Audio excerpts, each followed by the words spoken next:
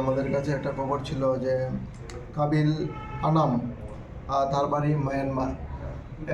গত 2 মাস ধরেই আফানিয়া এলাকাতে অবৈধভাবে এদিকে বসবাস করছে।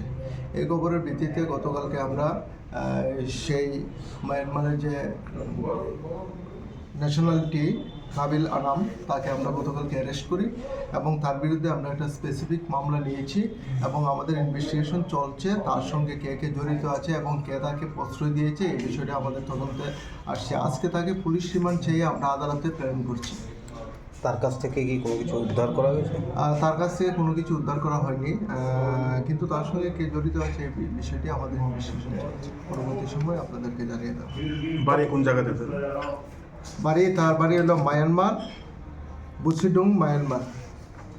কত বছর ধরে এখানে গত 2 মাস ধরে আমাদের ইনভেস্টিগেশন প্রাইমারি তদন্তে আমরা এখন পর্যন্ত এতটুকু জানতে পারছি। পরবর্তী সময় আরও আমাদের রিমান্ডে এনে আমরা জিজ্ঞাসাবাদে আমরা বাকি তথ্যটি জানতে পারবো এবং তার সঙ্গে কে কে জড়িত আছে তাদের বিরুদ্ধে আমরা স্পেসিফিকভাবে আমরা মামলা নিয়ে তাদেরকে আমরা অ্যারেস্ট করব।